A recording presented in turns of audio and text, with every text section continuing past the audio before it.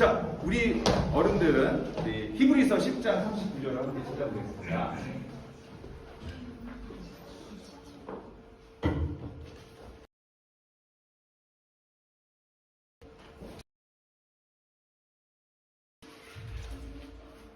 히브리서 10장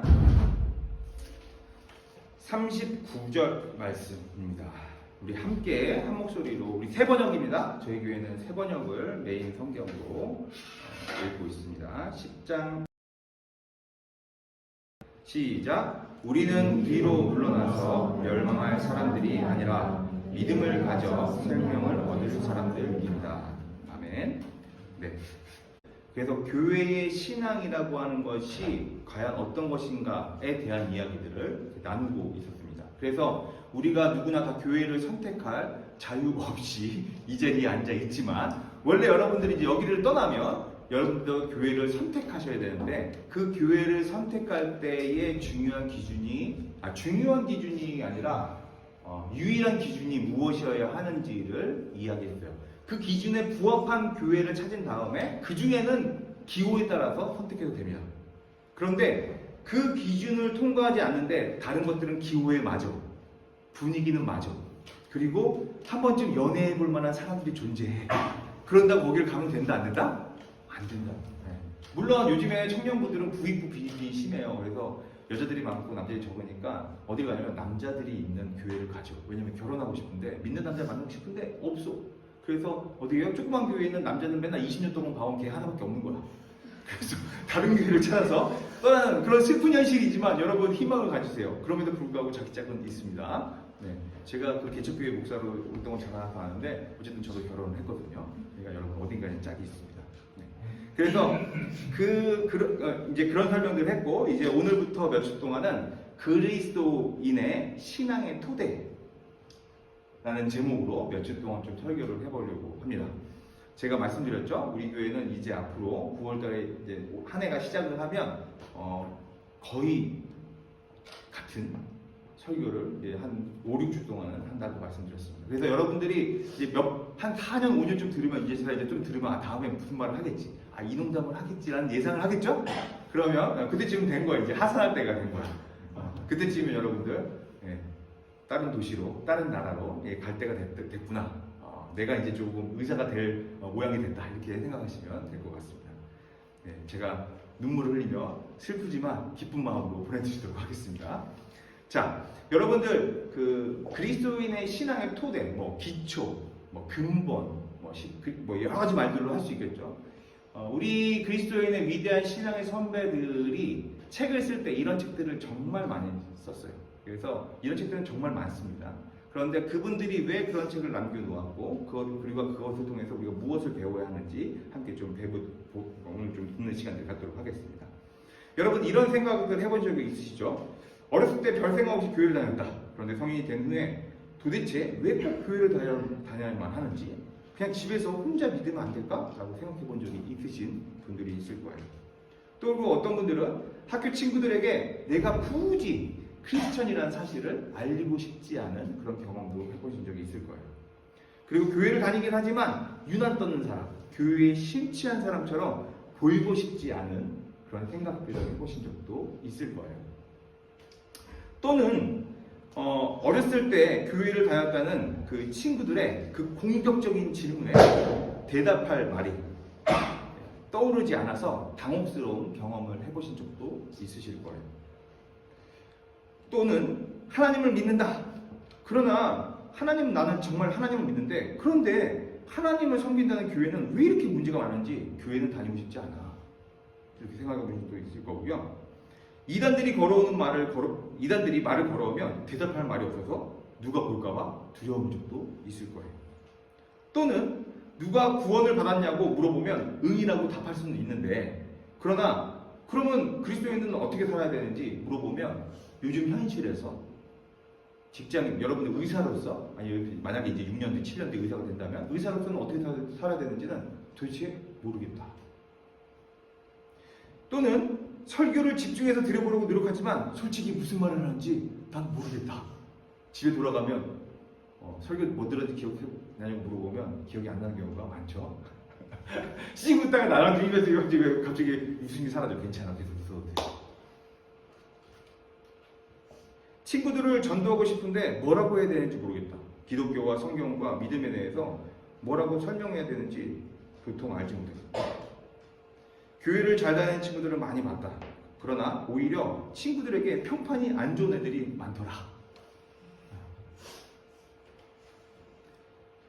또는 설교를 듣다 보면 손들고 질문하고 싶은 충동이 막 느껴지는 경우도 있을 거예요.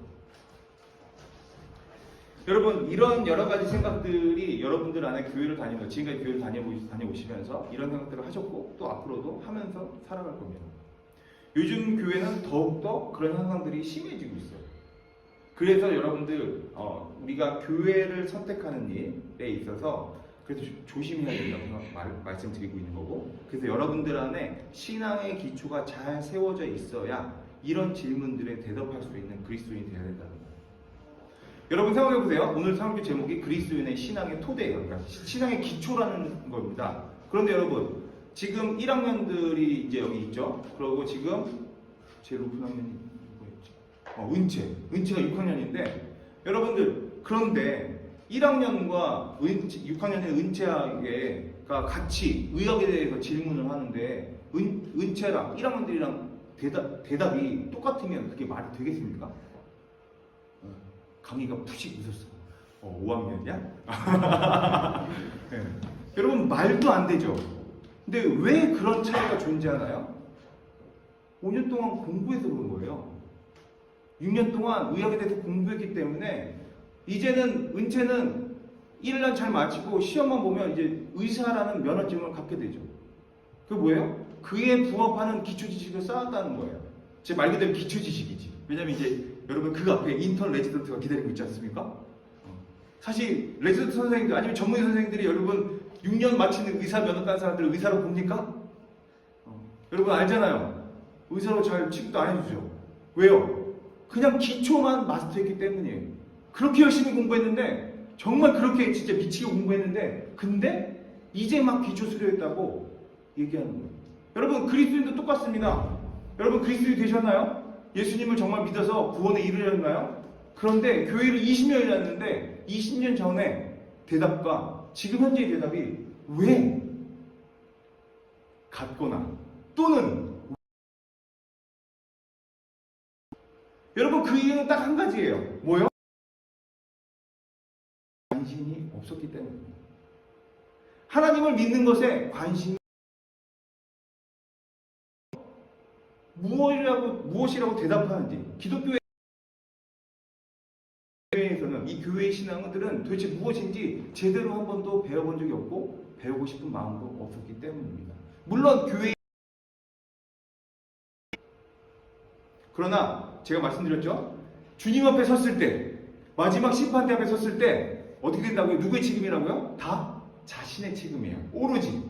물론 가르치지 않은 목사의 책임이 크긴 하지만, 그러나 마지막 심판대 앞에서 저희 목사님이 안 맡겨주셨어요 라고 얘기한다고 면죄부가 된다고요? 아니요. 그렇지 않습니다. 사랑하는 여러분, 우리가 잘 믿어보려고 마음을 먹어질 때가 있잖아요. 살다 보면 교회를 다니다가 자기가 이렇게 가다가 어느 순간이 좀 오면 내가 좀 다시 교회 잘 다녀야겠다 이런 생각들을 하잖아요. 내가 신앙이 좀 해이해졌나 봐. 그때 여러분 무슨 행동을 하세요? 여러분, 여기에 문제가 있습니다. 뭐냐면 진단을, 여러분 의사가 뭐예요? 저 물리치료사라고 했죠. 저 물리치료사인데 물리치료사는 우리나라에서 왜 개원을 못해요? 여러분, 일본이랑 우리나라에서만 못하거든. 여기 유럽에서는 개원이 돼요, 물리치료사가. 왜 못하지? 결정적인 차이가 뭐예요? 진단을 할 수 없다는 거예요. 의사는 진단을 할 수 있다는 거예요. 법적인 허가증을 가진 거예요. 진단을 잘못하면 뭐가 잘못되죠? 치료 방법이 잘못돼요. 여러분, 신앙이 해이해졌다고 생각하고, 나는 나 지금 다시 한번 신앙을 좀 다시 잘 이렇게 해야 될 것 같아 라는 생각이 들 때, 그럼 진단이 된 거잖아요. 근데 이 진단을 잘못한 거지. 치료하는, 여러분 거기에 대해서 반응하는 현상이 뭐예요? 교회 열심히 다니는 거, 봉사활동 열심히 하는 거, 아니면 새벽 기도를 나간다든지, 성경책 1시간씩 보기, 뭐 이런 거잖아요. 다 뭐예요? 행위적인 것들이죠. 여러분 진짜 새벽 기도를 빠지지 않고 매주 나가면 정말 믿음이 좋아지나요? 좋아질 수도 있습니다. 그러나 새벽 기도한 행위가 신앙을 좋게 하는 것은 아니에요. 여러분 봉사활동 열심히 하면 좋죠? 그러나 그 교회에서 봉사활동을 열심히 했다고 회장하고 찬양팀하고 막 속으로 믿어하고 그거 했다고 여러분 믿음이 좋아지나요? 좋아질 가능성은 그걸 했기 때문에 좋아진 것은 아니에요. 간접적인 이유는 될 수 있겠죠. 치료할 때도 왜 간접적인 그런 그 사이드 이펙트 때문에 효과를 받는 경우도 있잖아요. 마치 그런 거예요. 여러분들이 그런 느꼈다면 여러분 그게 그냥 사이드 이펙트 때문에 그렇게 될 수 있다는 거예요. 여러분 그렇다면 우리는 무엇을 알아야 되느냐? 여러분 신앙이란 결국은 하나님을 신앙한다는 말. 여러분 좀 되게 어색하죠? 근데 원래 이게 옛날부터 쓰던 말이에요. 하나님을 신앙한다라는 말. 여러분 하나님을 신앙한다는 말에는 여러분 거기에 대한 대답이 필요하다는 거예요. 그래서 예수님을 믿는다라는 그 말의 표준이 무엇인지를 우리가 알고 공부해야 된다는 거예요. 여러분 20살이 되었는데 30살이 되었는데도 아직도 아기와 같은 행동을 하면서 그런 지식을 갖고 살아가고 있다는 겁니다. 여러분들 대부분의 사람들이 의사 되려고 왔잖아요. 그럼 여러분 그런 사람들에게 처방을 내리시겠어요? 여러분 제가 옛날 얘기하는 거 우리 아내가 별로 안 좋아해서 짧게 얘기를 하면 1분만 얘기를 하면 저는 목사 아들로 태어났어요. 목사 아들로 개척교회보다 더 어려운 상황의 교회를 부임하셔가지고 거기서 다녔어요. 혼자 별별 다 했어요. 그 옛날에는 찬양의 밤이라는 네. 여러분 그러다가 그렇게 열심히 생활하다가 대학교를 딱 가자마자 교회를 끊었어요. 아버지한테 선포했죠. 나 교회에서 아무것도 시키지 마세요. 교회에만 나갔어요. 그러다가 교회까지 안 나오게 됐습니다. 그렇게 몇 년을 지내고 다시 주님의 은혜로 돌아올 수 있는 계기가 있어서 돌아왔죠. 그리고 선교단체 생활을 한 10년 정도 했습니다. 정말 열심히 살았습니다. 그리고 사실은 거의 무급 사역자였지만 전임처 풀타임을 넘어선 사역자로 일을 했습니다. 여기 증인들이 여러 있죠. 같이 일했던 사람들이 그렇게 일했어요. 누구보다 열심히 했습니다.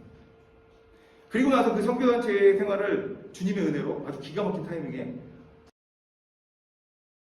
한 번도 생각해 본 적이 없는 사람인데 어떻게 하나님 그 때를 알려주셨어요. 인식하게 해주셨어요. 그래서 떠났어요. 떠나고 나서는 신학을 물론 그 좀 겹쳐 있긴 하지만 신학을 공부했고 신학을 공부하는 과정 가운데 시간들이 주어져서 그런 하나님의 대한 신앙 고백들, 역사적인 신앙 고백들을 공부하게 됐고 그리고 그것들을 가르치는 카테키스트, 교리 교사로서 살아가게 됐습니다. 그리고 또 어떻게 우연히 연결되어서 글 쓰는 일을 또 한참 했어요. 물론 내 이름으로 된 글은 공저 한 권밖에 없긴 하지만 출판사에 이름을 판 글을 한 1년 넘게 계속 썼어요. 제 이름이 붙어있지 않은 글이죠. 그렇게 쓰면 그런 시간들을 경험하다가 결국에 종국에 어떻게 됐냐면 목사를 때려치고 그리고 헝가리로 왔습니다. 왜냐면 외적 소명이라고 하는 게 있어요. 목사로 부르심을 확인할 때 내적 소명과 외적 소명이 있는데 뭐냐면 소명은 하나님과 나 사이의 그 부르심을 확인하는 일이고 외적 소명은 그 내적 소명을 확인하는 방법으로 외적 소명은 그 여러분들 같은 누군가 나를 목사로 이렇게 콜링해 주고 괴로웠어요. 저는 저한테 공부하겠다는 사람들은 주위에 많이 있었어요. 계속해서 성경 공부 모임들이 계속 끊이지 않고 있었어요. 그런데 제 고민은 그때도 너무너무 괴로울 때였는데 뭐였냐면 내가 외적 소명이 없다는 사실이었어요. 그래서 그 고통 종집을 내고자 종집을 찍고 헝가리로 넘어왔습니다. 목사 때려치고. 그런데 신기하게 제가 지금 여기서 목사가 되었어요.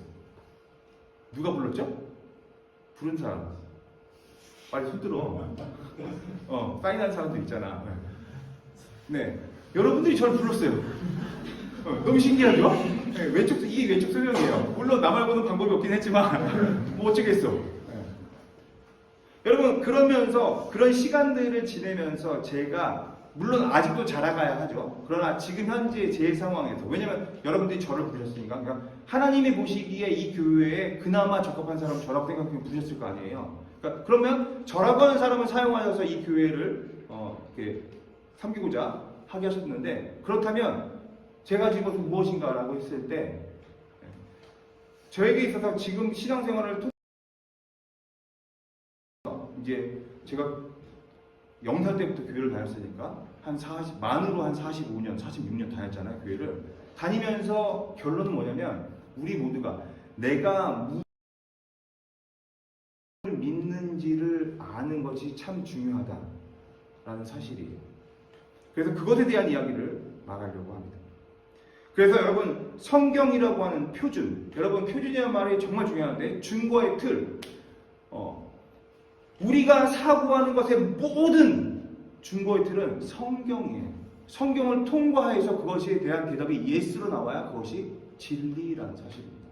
아무리 여러분 느낌에 이거는 정말 맞는 것 같아 라고 해도 성경이 그것을 아니라고 얘기한다면 그것은 아닌 거예요. 여러분 그것이 어떤 의미가 있는지를 여러분 배우셔야 돼요. 그렇기 때문에 성경을 공부해야만 한다고 얘기하는 것입니다. 그런데 성경은 너무 넓어요. 너무 커요. 너무 어려워요. 몇 번 읽어본 적은 있지만 도대체 그게 무엇을 의미하는지 참 어려워요. 코에 걸면 귀걸이, 귀에 걸면 귀걸이 같아요. 자기 마음대로 읽는 것 같아요. 목사님들 얘기 들어보면 성경을 읽다 보면 아니 어떻게 이 말씀을 저런 얘기를 하시지? 근데 사람들이 은혜 있다고 그래요. 들 안에 있어야 된다는 거예요. 여러분 모르면 여러분 제가 이단이면 여러분 어떻게 할 거예요? 제가 사실은 신천지였어. 근데 여기까지 싹 온 거야. 자랐잖아요, 그러면. 마찬 그 산 옮기기 전략 들어봤어요? 신천지의 산 옮기기 전략 이런 게 있어요. 그럼 일단 그래서 목사를 갈아치우는 거야. 왜냐면 몇 명만 딱 마음을 먹으면 목사 갈아치우는 거 쉽거든요. 이런 조그만 교회들.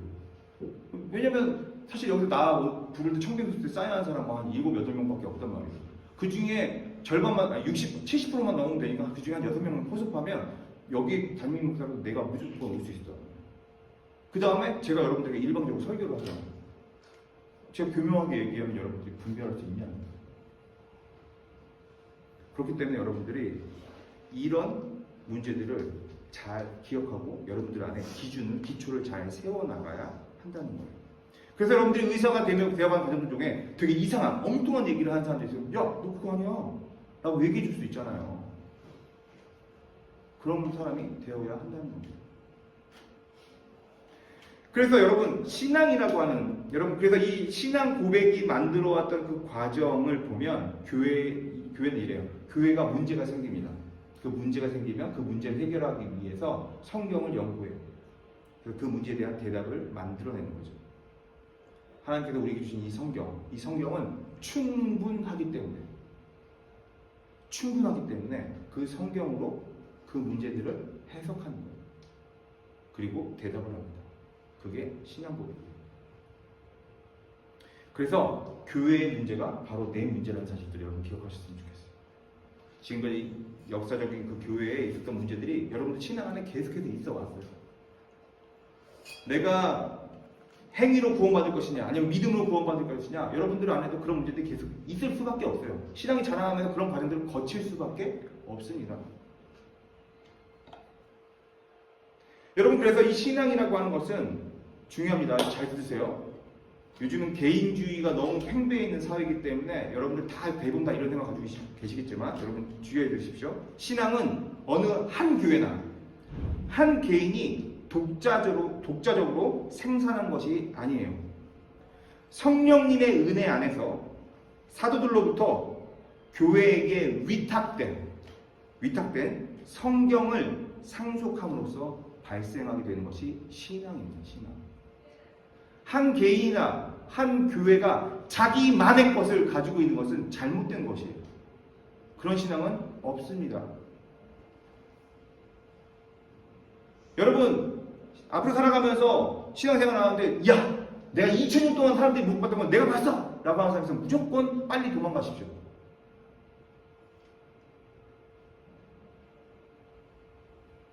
여러분, 일반적으로 한국교회는 이런 공적인 신앙 고백에 근거하기보다는 주로 개인적인 탐구의 결과로 얻어지는 감성이나 지식을 신앙으로 여기고 있어요.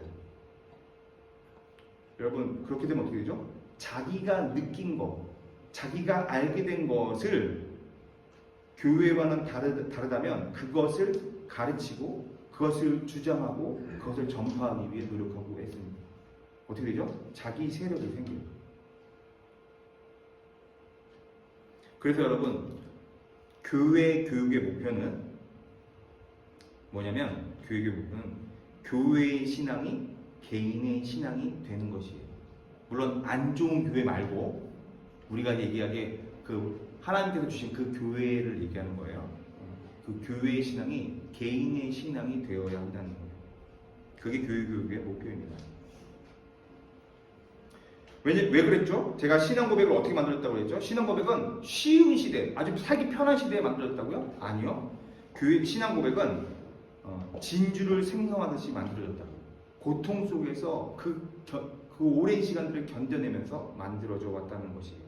그래서 신앙의 조항들이란 뜻의 신조, Article of Faith라는 말은 역사적으로 정통적인 기독교가 자신의 정체성을 분명히 만들어내는 자기 천명이에요. 우리는 이런 사람들이다! 라고 하는 그런 고백이라는 것입니다.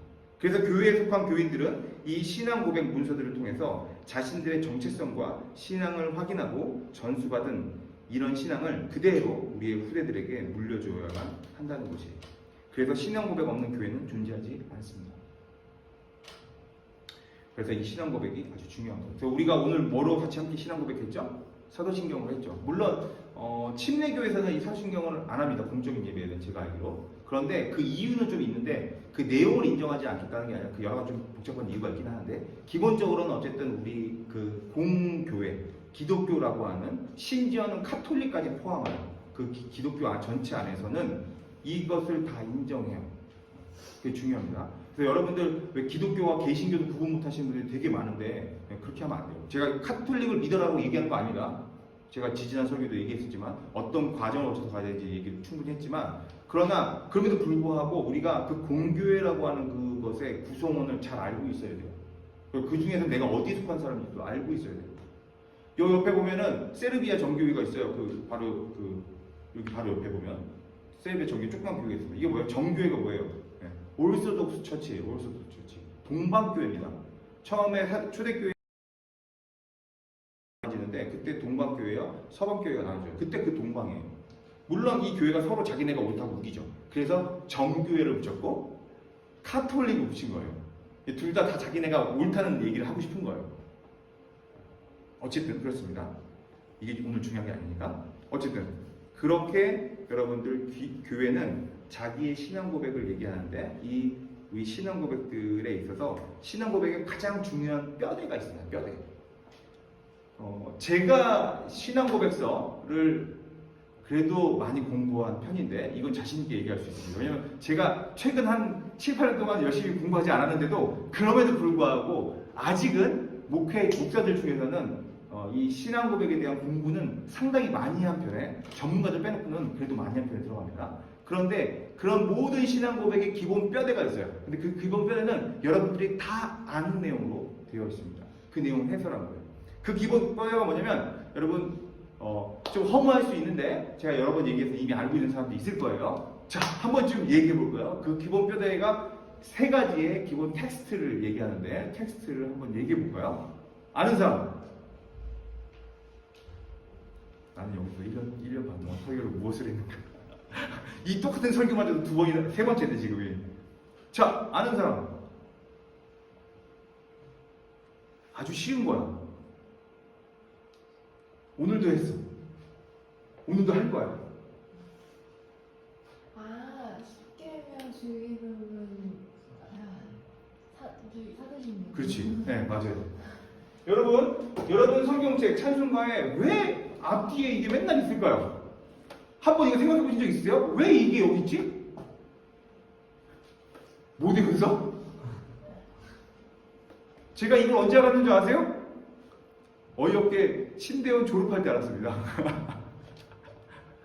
여러분, 바로 사도신경, 주기도문, 십계명이에요. 여러분들이 유명한 그 신앙적 제일 유명한 사람들 있죠. 루터, 존 칼빈, 뭐 이런 사람들 있죠. 그런 사람이 쓴 자기들이 믿는 바에 대해서 요약해서 쓴다고 쓴 그 책들 있잖아요. 그 책의 기본표들은 다 이 세 가지 문서를 해설서입니다. 여러분, 사도신경은 뭡니까? 사도신경은 이런 거예요. 사도신경은 그리스도인이 무엇을 믿는 사람들인지에 대한 글이에요. 신앙 고백이죠. 그러니까 그리스도인이라는 사람들은 무엇을 믿는지. 그러니까 그리스도인인데 이걸 안 믿어. 그건 말도 안 되는 거예요. 그 다음에 주기도문은 무엇을 믿는지는 이런 거예요. 간단히 설명하면 이것입니다. 뭐냐면 우리가 삼위 하나님이 우리를 구원하셨다라는 내용이 거기에 담겨 있어요. 자, 그런데 그러고 나면 구원을 받았잖아요. 그럼 구원받은 그 그리스도인들, 당연히 그리스도이니까 구원을 받았죠. 그 그리스도인들이 이제 구원을 받은 다음에 그러면 구원받지 않은 사람들과 차이점이 생기는데 뭐냐면 다른 걸 소망하게 돼요. 그 소망하는 것들을 뭐 하죠? 기도하죠. 여러분, 기도는 언제예요? 바라고 소망하는 걸. 그래서 여러분 시험 기간에 기도하잖아. 내일 시험이다. 주님, 내일 시험. 이렇게 정말 이렇게 간절하게 기도할 수 없잖아. 왜? 그걸 바라고 소망하니까. 근데 그리스도인들은 그 바라고 소망하는 것, 그게 뭐예요? 이 세상 사람들은 다른 걸 바라고 소망한다는 거예요. 그게 뭐예요? 주기도문에 나왔습니다. 누가 가르쳐 주셨죠? 누가 가르쳐 주셨어요? 주기도문. 예수님이 직접 가르쳐 주신 기도예요. 자, 그 다음에 그러면 그렇게 구원받은 너무 많은 걸 주셨습니다. 어쨌든 요약해서 그렇게 구원받은 그리스도인이 이제는 믿지 않는 사람들은 다른 걸 소망하게 되잖아요. 그렇죠? 그러면 다른 걸 소망하는 사람들은 이 두 사람에게 차이가 생깁니다. 어떻게 되냐면 이 땅을 살아가는 태도가 달라져요. 그게 뭐예요? 이 땅에 어떻게 살아가야 하는지를 알려주는 게 뭐라고요? 십계명. 그래서 사도신경, 주기도문, 십계명만 잘 알고 있으면 기독교의 기초를 잘 쌓은 거예요. 외우면 된다고요? 안 외워도 돼요. 사도신경, 주기도문 안 외워도 됩니다. 그 내용이 무엇인지를 잘 아는 것이 중요해요. 무엇이에요? 여러분, 그러니까 그리스도인이라는 사람들이 무엇을 믿는지, 그리스도인이라는 사람들이 이제는 무엇을 소망하며 살아가는지, 그리스도인이라는 사람들이 이제는 이 땅을 살아갈 때 어떻게 살아가야 하는지를 가르쳐주는 것, 이것이 바로 이 내용이라는 겁니다.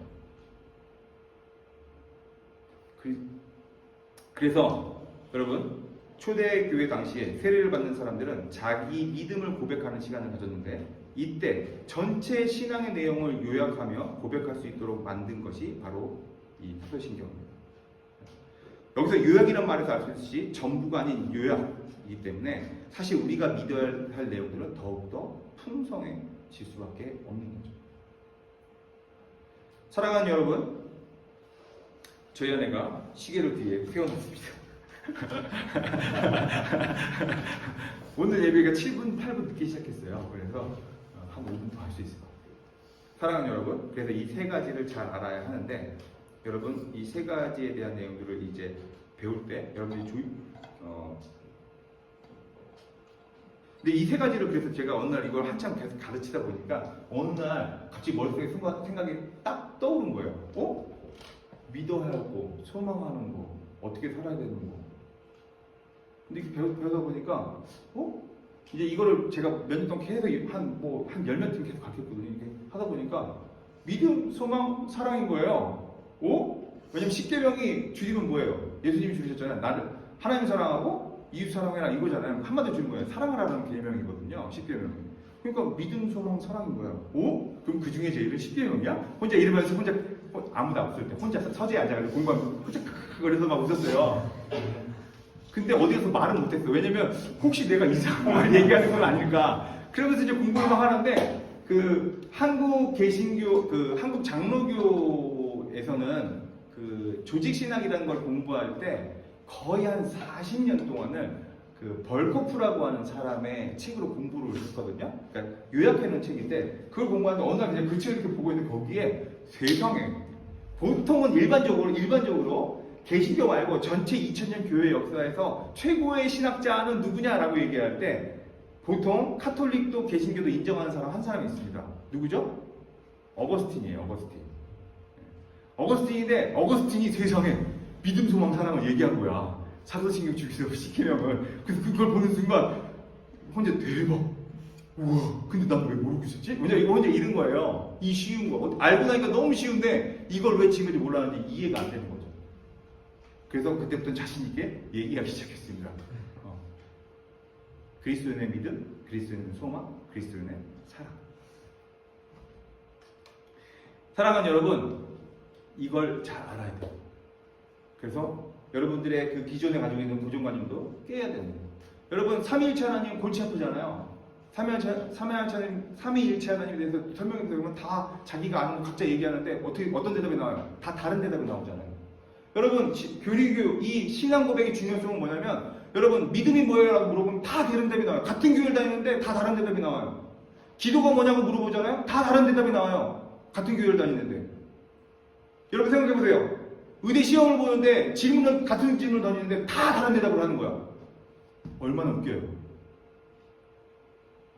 물론 진단이 같으면 치료 방법은 여러 가지가 있을 수는 있지. 그러나 고백이 다 달라고 하면 그게 어떻게 같은 교회를 다니는 수 있어요? 그럴 수 없다는 겁니다.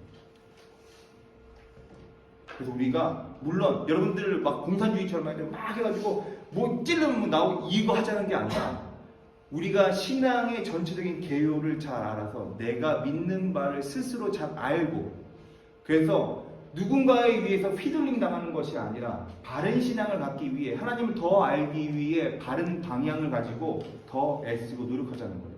그렇지 않으면 어떻게 됩니까? 여러분들의 노력이 허사가 돼요. 너무 열심히 사는 거예요. 너무 신앙생활 열심히 했는데 방향이 달랐네? 여러분 그거 어떻게 다시 돌아올 거예요? 여러분 돌아오는 게 그게 쉽습니까? 여러분 제가 이성교제 그 연애 생활할 때도 얘기했죠. 여러분 사람이 만나고 헤어져도 어떻게 돼요? 상처가 남아요. 그것도 회복하는데 시간이 필요하고 어떤 상처는 영원히 그대로 그냥 가진 채로 살아갈 수밖에 없다고요. 여러분 신앙은요? 신앙은 안 그럴 것 같아요? 동일합니다. 잘못 막 달려가잖아요. 여러분 이담이 집안이 풍지벽산 된 사람들 여러분 정신 차리면 어떻게 됩니까? 그 상처가 없는 게 돼버려요? 그 상처가 고스란히 남아있어요. 여러분 제대로 잘 믿지 못하면 우리의 삶이 어떻게 되면 망가져요. 그래서 잘 믿어야 되는 거예요. 잘 믿지 않으면 우리의 삶이 어그러진다고요. 이상해진다고요.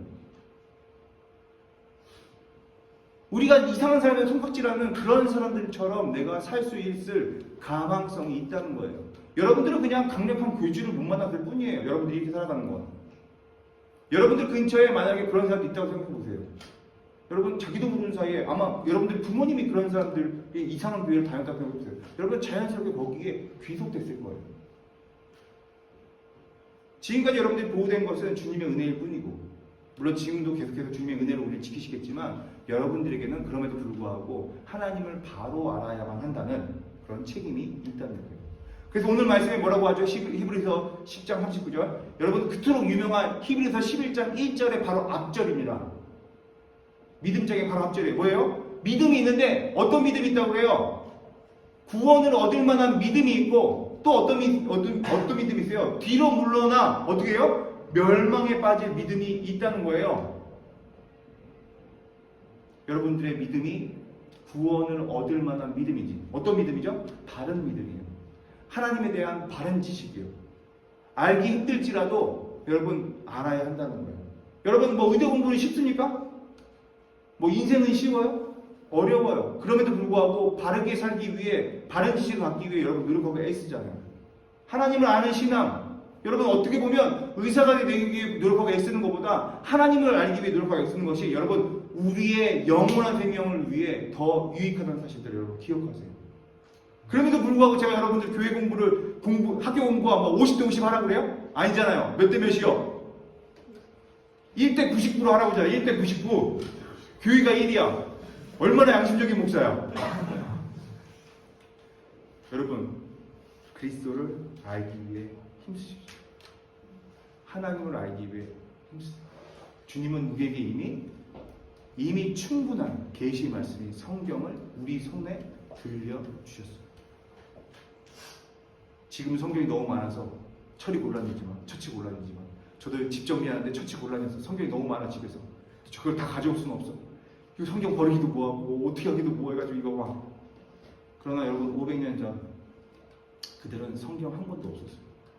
여러분 우리나라는 불과 100년 전에 성경이 없었습니다.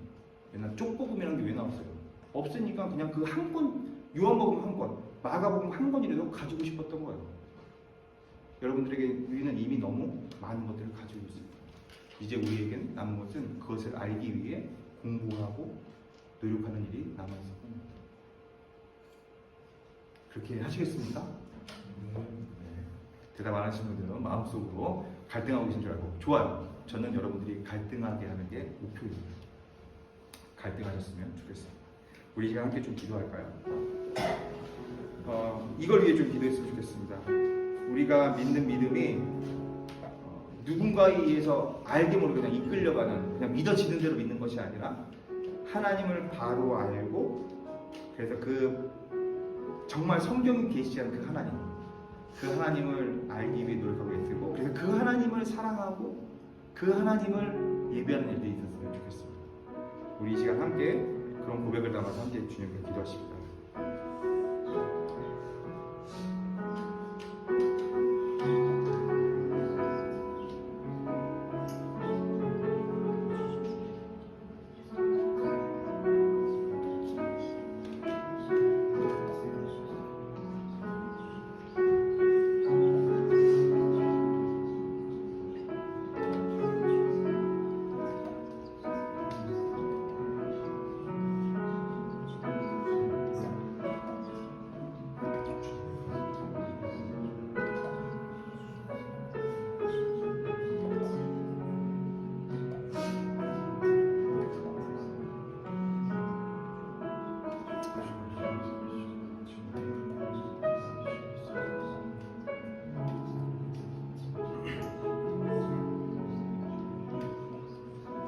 사랑하는 주님, 오늘 이 시간 함께 예배하고 또 주의 말씀을 듣는 이 시간, 특별히 오늘 우리의 믿는 바, 우리의 신앙하는 바에 대한 이야기들을 나눴습니다. 하나님을 향하여 바른 신앙을 갖기 위해 노력하고 애쓰고 하나님을 사랑한다 고백하면 더 동시에 주님을 알고 싶어하지 않는 것이 아니라 하나님에 대해서 알고 싶어하는 마음들이 우리 가운데서 생겨나도록 하나님을 아는 열정이 우리 가운데 있을 수 있도록 주님 우리 가운데 일하여 주시고 또 그 마음 가질 때에 성령 하나님 우리를 가르치시고 또 성경으로 우리를 인도하셔서 그래서 주의 말씀이 또 우리에게 진리의 말씀으로 또 실제로 우리의 삶의 힘으로